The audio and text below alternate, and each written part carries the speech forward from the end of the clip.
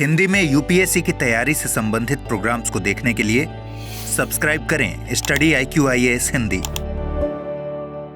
Hello दोस्तों, स्वागत है आप सबका स्टडी IQIAS हिंदी पे। मैं ललिता दहिया। दोस्तों 2024 से 2013 तक के जो यूपीएससी में पूछे गए जो प्रश्न हैं पॉलिटी के मुख्य परीक्षा के, उनकी सीरीज हमारी चल रही है। 2024, 23, 22, 21 और आज 2020 के क्वेश्चन हमारे कंप्लीट हो जाएंगे। यदि आप क्लास में नए हैं तो पिछली क्लासेस को जरूर सुनें, ठीक है। आज का प्रश्न आपके सामने है। 2020 में प्रश्न पूछा गया है यूपीएससी की मुख्य परीक्षा में कि पिछले कुछ दशकों में राज्यसभा एक बेकार स्टेपनी टायर से सबसे उपयोगी सहायक अंग में तब्दील हो गई है। उन कारकों और क्षेत्रों पर प्रकाश डालें जिसमें यह परिवर्तन दिखाई दे सकता है। कुल मिला के ये बोल रहा है कि वर्तमान समय में जो राज्यसभा का इंपॉर्टेंस है वो बढ़ता जा रहा है, उसके क्या कारण हैं और कुछ उदाहरण सहित हम बता देंगे, ठीक है। तो कुल मिला के यदि इस क्वेश्चन की डिमांड सिंपली यही है। यदि इसका स्ट्रक्चर, सबसे पहले भूमिका की बात करेंगे, उसके बाद राज्यसभा का महत्व, है ना, यहाँ ये महत्व ही बताना है हमको, कैसे बढ़ रहा है, क्यों महत्वपूर्ण है, और फाइनली निष्कर्ष हमें लिख देना है राज्यसभा के संदर्भ में। और इसमें जब हम महत्व बताएंगे तो निश्चित तौर पे हम एक दो उदाहरण भी बताएंगे जिसके चलते राज्यसभा के इंपॉर्टेंस को हम पुष्ट कर सकें, ठीक है। तो यदि भूमिका की बात करें तो भूमिका में हम बता सकते हैं कि मॉन्टेस्क्यू चैम्सफोर्ड सुधार प्रस्ताव पर भारत में पहली बार दूसरे सदन पर विचार विमर्श किया गया और संविधान सभा ने भी राज्यसभा का पक्ष लिया क्योंकि भारत जैसे विशाल देश में विविधता के कारण राज्यों को संसद में अपनी आवाज उठाने और जल्दबाजी में पारित किए गए कानूनों पर रोक लगाने के लिए एक मंच की आवश्यकता थी और इस संदर्भ में हमने राज्यसभा की व्यवस्था की। क्या आप लिख सकते हो सिंपली कि भारत में संसदीय शासन प्रणाली है जहां पे संसद के दो सदन हैं, राज्यसभा और लोकसभा। राज्यसभा निम्न सदन है, राज्यसभा उच्च सदन है। मतलब इस तरीके का विवरण देते हुए भी आप बिल्कुल सिंपली भूमिका की शुरुआत कर सकते हैं, है ना। और भूमिका में ही हम ये बता दें कि राज्यसभा जरूरी क्यों थी, क्योंकि राज्य को संसद में अपनी आवाज उठाने और जल्दबाजी में पारित किए गए कानूनों पर रोक लगाने के लिए एक मंच की आवश्यकता थी, जिसके चलते राज्यसभा एक महत्वपूर्ण सदन साबित हुआ, ठीक है, ध्यान रखिएगा। यदि हम बात करें राज्यसभा और उसका महत्व कैसे बढ़ रहा है, तो सबसे पहले बढ़ती क्षेत्रीय राजनीति।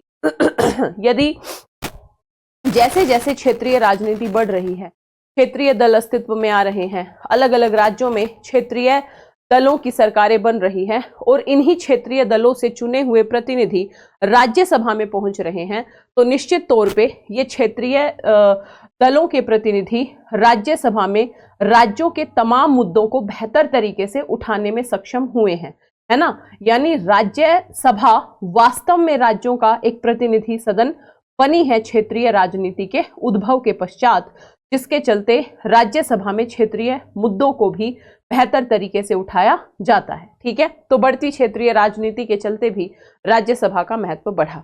दूसरा, राज्यसभा एक महत्वपूर्ण सदन है जांच और संतुलन के संदर्भ में। राज्यसभा लोकसभा और कार्यपालिका के कार्यों और नीतियों पर आवश्यक जांच के रूप में कार्य करती है, विधेयकों की जांच करती है। राज्यसभा ये सुनिश्चित करती है कि सरकार के निर्णय अच्छी तरीके से विचार किए गए हों और जल्दबाजी में कोई कानून न बन पाए। साथ ही ये जो वंचित है, अल्पसंख्यक हैं, उनकी आवाज को उठाने में भी महत्वपूर्ण भूमिका निभाती है। कुल मिला के जांच और संतुलन में राज्यसभा की महत्वपूर्ण भूमिका है। और जैसे जैसे क्षेत्रीय दलों का इसमें राज्यसभा में प्रतिनिधित्व बढ़ेगा, वैसे वैसे राज्यसभा अपने मुद्दों को और बेहतर तरीके से उठा पाएगी, ठीक है। तो पहला दो महत्व हो गए, क्षेत्रीय राजनीति का उदय, जांच और संतुलन सदन के तौर पे कार्य। जैसे यदि जांच और संतुलन की बात करें, उदाहरण के तौर पे 2015 में राज्यसभा ने लोकसभा और कार्यपालिका द्वारा प्रस्तावित विवादास्पद भूमि अधिग्रहण विधेयक को रोक दिया, है ना। इस विधेयक की व्यापक रूप से आलोचना की गई थी क्योंकि ये किसान विरोधी था और जिन लोगों की भूमि अधिग्रहित की गई थी उन्हें उचित मुआवजा नहीं दिया था। तो इस तरीके से जो राज्यसभा है वो समय समय पे संतुलन लगा के महत्वपूर्ण भूमिका निभाती है। ठीक है। दूसरा, राज्यों का प्रतिनिधित्व। जैसा कि मैंने अभी बताया, राज्यसभा में जो सदस्यों का चुनाव होता है वो राज्य विधानसभा के सदस्यों द्वारा किया जाता है, जिससे ये सुनिश्चित हो कि राज्यसभा में राज्यों का पर्याप्त प्रतिनिधित्व हो। तो राज्यसभा में राज्यों का पर्याप्त प्रतिनिधित्व कहीं ना कहीं संघात्मक व्यवस्था और लोकतंत्र को बेहतर तरीके से मजबूत करता है। तो राज्यसभा राज्यों के प्रतिनिधित्व वाला संस्थान है ना, जो संघात्मक व्यवस्था का पर्याय है। तो ये भी एक महत्व है राज्यसभा का। फिर विशेष शक्तियां। राज्यसभा के पास कुछ विशेष शक्तियां हैं जो लोकसभा के पास नहीं है, जैसे अखिल भारतीय सेवा बनाने की प्रक्रिया की शुरुआत करने की क्षमता। ध्यान रखिएगा, यह उच्च सदन को राष्ट्र की सेवा करने वाले महत्वपूर्ण प्रशासनिक ढांचों की स्थापना करने में सक्षम बनाता है। जैसे उदाहरण के तौर पे 1951 में राज्यसभा ने अखिल भारतीय सेवाओं के निर्माण की पहल की, जिसके परिणाम स्वरूप भारतीय प्रशासनिक सेवा, भारतीय पुलिस सेवा और भारतीय वन सेवा जैसी जो अखिल भारतीय सेवाएं हैं उनकी शुरुआत हुई। तो कुछ विशेष शक्तियां हमने राज्यसभा को दी हैं।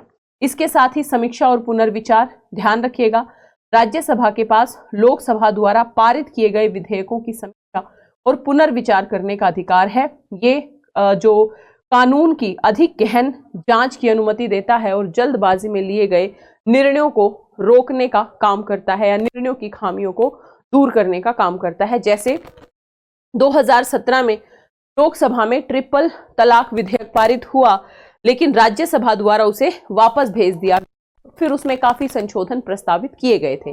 तो इस तरीके से अलग अलग विधेयकों की समीक्षा और पुनर्विचार में भी राज्यसभा वर्तमान में महत्वपूर्ण भूमिका निभा रही है। फिर संविधान संशोधन में भूमिका। हमें ये पता होना चाहिए कि संविधान संशोधन के मुद्दे पर लोकसभा और राज्यसभा दोनों की समान शक्तियां होती हैं।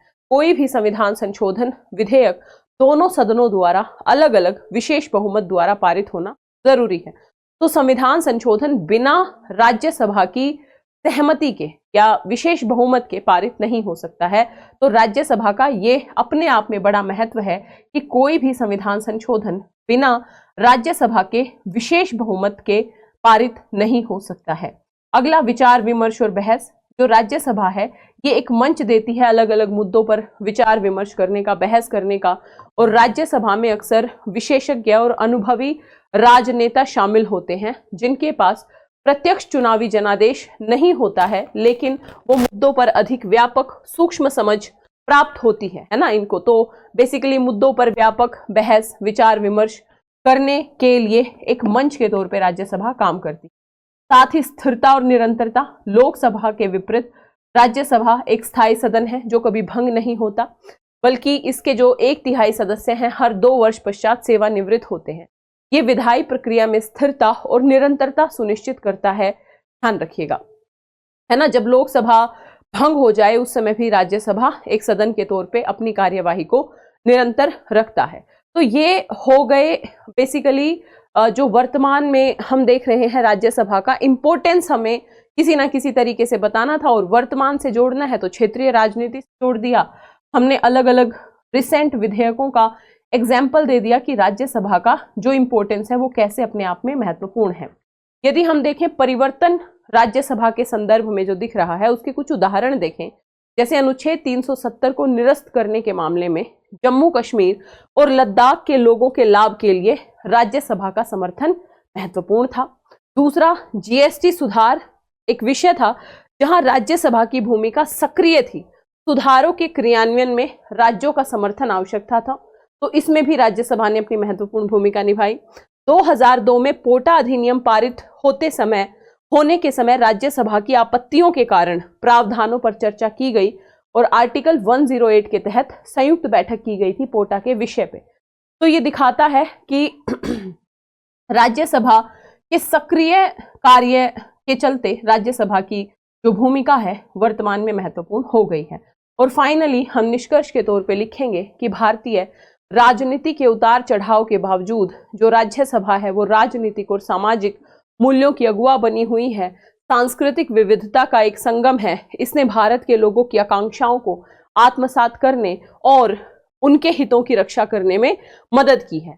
राज्यसभा को निश्चित तौर पे एक सदस्यीय विधायिका की संभावित निरंकुशता के खिलाफ एक सुरक्षा माना जा सकता है, जिसके उदाहरण मैंने अलग अलग संदर्भों में बताए। डॉक्टर एस राधाकृष्णन के अनुसार देखा जाए तो राज्यसभा निसंदेह सरकारें बना या बिगाड़ नहीं सकती, लेकिन एक प्रभावी विचार विमर्श करने वाली संस्था हो सकती है, जो लोकतंत्र को ज्यादा जीवंत बनाती है, सक्रिय बनाती है, और जो निचला सदन है उसकी निरंकुशता पर लगाम लगाने का प्रयास करती है, संघात्मक व्यवस्था को मजबूत बनाती है। तो ये था प्रश्न और ये था उसका आंसर। नेक्स्ट प्रश्न पे चलेंगे, उससे पहले एक बार रिवाइज कर लो इस प्रश्न को। अब आप इस प्रश्न पे फिर से आओ। राज्यसभा बेकार स्टेपनी टायर से सबसे उपयोगी सहायक अंग में तब्दील हो गई उन कारकों और क्षेत्रों पर प्रकाश डालना है जिसमें परिवर्तन दिखाई दे सकता है। भूमिका, राज्यसभा का महत्व है ना, बढ़ती क्षेत्रीय राजनीति, जांच और संतुलन, राज्यों का प्रतिनिधित्व है, विशेष शक्तियां हैं, समीक्षा पुनर्विचार का कार्य है, संविधान संशोधन में भूमिका, विचार विमर्श और बहस, स्थिरता और निरंतरता, और परिवर्तन को हम अलग अलग एग्जाम्पल्स के माध्यम से देख सकते हैं, चाहे 370, चाहे जीएसटी हो, चाहे संयुक्त बैठक का प्रावधान हो, है ना। और फाइनली निष्कर्ष के तौर पे हमने राज्यसभा बता दी, मतलब भूमिका यानी इसका योगदान बेहतर तरीके से बता दिया। हमारा आंसर कंप्लीट हो गया। क्या था इस आंसर? बिल्कुल सिंपल प्रश्न था, बस थोड़ा सा समझना है हमें, है ना, और इसमें हालिया उदाहरण दे सकते हो तो और ज्यादा बेहतर रहेगा। नेक्स्ट क्वेश्चन पे बढ़े उससे पहले बता दूं, यदि 2025 में यूपीएससी का अटेम्प्ट देना है और पीटी की रिवीजन क्लासेस करनी है तो एसआईपी से जुड़ जाइए। 20 जनवरी यानी अभी हाल ही में बैच शुरू हुआ है। देर किस बात की, फटाफट जाएं स्टडी IQ की ऐप या वेबसाइट पे, या इस वीडियो के डिस्क्रिप्शन बॉक्स में लिंक दिया होगा, उस लिंक पे जाना है, कोड यूज करना है LD Live, LDLIVE। LD Live code के साथ ये बैच आपको भारी डिस्काउंट में मिल जाएगा। इसके साथ ही यदि आप 26 या 27 में यूपीएससी की प्रिपरेशन करना चाहते हैं तो हमारे P2I फाउंडेशन प्रतिज्ञा बैच से जुड़िए। ये बैच 27 जनवरी से शुरू हो रहा है। देर किस बात की, फटाफट जाएं स्टडी IQ की ऐप या वेबसाइट पे, या इस वीडियो के डिस्क्रिप्शन बॉक्स में एक लिंक दिया होगा, उस लिंक पे जाना है, कोड यूज करना है LD Live। LD Live code के साथ ये बैच आपको काफी भारी डिस्काउंट्स में मिल जाएगा। ठीक है, तो चलते हैं नेक्स्ट प्रश्न पे। अगला प्रश्न 2020 का पूछा गया, किसी आयोग के संवैधानिकरण के लिए कौन से कदम उठाने की आवश्यकता है। मतलब अगर किसी आयोग को हमें संवैधानिक आयोग में तब्दील करना है तो क्या क्या स्टेप होंगे, है ना। तो प्रोसेस बतानी है, फर्स्ट पार्ट। सेकंड, क्या आपको लगता है कि राष्ट्रीय महिला आयोग को संवैधानिक दर्जा देने से भारत में लैंगिक न्याय और सशक्तिकरण सुनिश्चित होगा? कारण बताएं। कुल मिला के यदि इस क्वेश्चन का स्ट्रक्चर देखें, सबसे पहले भूमिका की बात करेंगे, उसके बाद फर्स्ट पार्ट होगा किसी भी आयोग के संवैधानिकरण के चरण क्या है या प्रक्रिया क्या है ना, या कदम क्या है, बात बराबर है। और थर्ड पार्ट में होगा यदि हम ये महिला आयोग का संवैधानिक बना दें तो उसका कैसे सशक्त हो जाएगा, कैसे उसका लैंगिक न्याय व सशक्तिकरण पर प्रभाव पड़ेगा। ठीक है, और फाइनली हम बताएंगे बताएंगे कैसे इसका प्रभाव पॉजिटिव पड़ेगा और क्या निष्कर्ष हो सकता है। बिल्कुल सिंपल क्वेश्चन है। सबसे पहले हम बताएंगे, क्योंकि प्रश्न किस आयोग पे है, महिला आयोग पे, तो हम बताएंगे सबसे पहले तो हम संवैधानिकरण की बात करेंगे कि भारत में किसी भी आयोग को संवैधानिक बनाने की प्रक्रिया उसे संविधान में शामिल करना शामिल है ना। संवैधानिकरण का मतलब ही है कि उसे संविधान में शामिल करना, ताकि उसे औपचारिक दर्जा और विशिष्ट शक्तियां प्रदान की जा सके। महिलाओं के अधिकारों और लैंगिक न्याय से संबंधित मुद्दों के समाधान के लिए राष्ट्रीय महिला आयोग को इस संवैधानिक दर्जे से लाभ मिल सकता है ना। लैंगिक न्याय और महिला सशक्तिकरण की दिशा में ये एक बेहतर प्रयास हो सकता है। अब हम हमने भूमिका बता दी सिंपल, संवैधानिकरण का क्या अभिप्राय है, और दूसरा, राष्ट्रीय महिला आयोग को यदि हम संवैधानिक दर्जा देंगे तो इससे निश्चित तौर पे लैंगिक न्याय और महिला सशक्तिकरण की दिशा में लाभ मिल सकता है। वो कैसे मिलेगा वो हम आगे बताएंगे, ठीक है। लेकिन फर्स्ट पार्ट पे आते हैं, संवैधानिकरण के लिए कदम क्या है।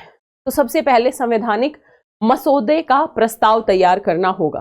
पहले चरण में सबसे पहले किसी भी संवैधानिक मतलब किसी भी आयोग को यदि हम संवैधानिक बनाते हैं तो उसके यही चरण है कि पहले चरण में संविधान में संशोधन के लिए प्रस्ताव का मसौदा तैयार करना होगा। प्रस्ताव आयोग की संवैधानिक स्थिति क्या होगी, उसको शक्तियां क्या दी जाएंगी, कार्य क्या होंगे, उसका संचालन कैसे होगा, इन पूरे प्रावधान इस मसौदे में इस मसौदे में शामिल होंगे। तो सबसे पहला चरण क्या है, संशोधन प्रस्ताव का मसौदा तैयार करना। दूसरा, केंद्रीय मंत्रिमंडल द्वारा अनुमोदन। जो केंद्रीय मंत्रिमंडल है उसे इस प्रस्ताव को, ये जो अनुमोदन प्रस्ताव है, इसको अनुमोदित करना पड़ेगा, है ना। केंद्रीय मंत्रिमंडल इस जो प्रस्ताव है उसको अनुमोदित करेगी। इसमें विभिन्न सरकारी विभाग और हितधारकों से चर्चा और अनुमोदन शामिल है, यानी चर्चा विचार विमर्श के बाद ही मंत्रिमंडल जो है इसे अनुमोदित करेगी। ध्यान रखिएगा ताकि ये सुनिश्चित किया जा सके कि प्रस्ताव व्यापक है और सभी पहलुओं को शामिल करता है, ठीक है। तो मंत्रिमंडल ने अनुमोदन दे दिया अलग अलग हितधारकों से चर्चा के आधार पे। थर्ड पार्ट होगा, संसद में प्रस्तुत किया जाएगा। मंत्रिमंडल द्वारा स्वीकृत होने के पश्चात जो संविधान संशोधन विधेयक है वो संसद में प्रस्तुत किया जाता है। दोनों सदनों में अलग अलग, लोकसभा और राज्यसभा में अलग अलग विशेष बहुमत के द्वारा इस मसौदे को पारित किया जाना चाहिए। 3 बेसिक चरण होते हैं संविधान संशोधन के। लेकिन यदि कोई मसला संघीय विधानों के या संघीय मामलों के संशोधन से संबंधित है तो ऐसे मामले में आधे राज्यों के विधानमंडलों की सहमति की भी आवश्यकता होती है। लेकिन चूंकि ये एक सिंपल सा प्रोविजन है किसी आयोग का संवैधानिकरण, इसमें राज्यों की सहमति की आवश्यकता नहीं होती है। लास्ट चरण इसका यही होगा कि यदि संसद के दोनों सदन अलग अलग विशेष बहुमत के द्वारा इस प्रस्ताव को पारित कर देते हैं तो ये प्रस्ताव पारित माना जाता है। उसके बाद संसद के दोनों सदनों के द्वारा पारित होने के बाद राष्ट्रपति स्वीकृति आवश्यक होती है। संसद से अपेक्षित स्वीकृति मिलने के बाद संशोधन विधेयक राष्ट्रपति की स्वीकृति के लिए भेजा जाता है और राष्ट्रपति जी द्वारा हस्ताक्षर करने के बाद ये विधेयक संविधान का हिस्सा बन जाता है। यानी 4 बेसिक चरण हो गए, मसौदा तैयार करना, केंद्रीय मंत्रिमंडल द्वारा स्वीकृति देना, संसद के दोनों सदनों द्वारा अलग अलग विशेष बहुमत द्वारा पारित करना, राष्ट्रपति द्वारा इस पर हस्ताक्षर करना। तो ये संवैधानिक हिस्सा बन गया। लास्ट है क्रियान्वयन, यानी संविधान के अधिनियमित होने के बाद आयोग से संबंधित प्रावधानों को लागू किया जाएगा और जो भी नई संवैधानिक शक्तियां हैं, कार्य हैं, उनको क्रियान्वित किया जाएगा। तो क्वेश्चन का फर्स्ट पार्ट कंप्लीट हो गया कि भाई संवैधानिक यदि बनाना है तो क्या कदम होंगे। हमने कदम बता दिए क्रियान्वयन तक।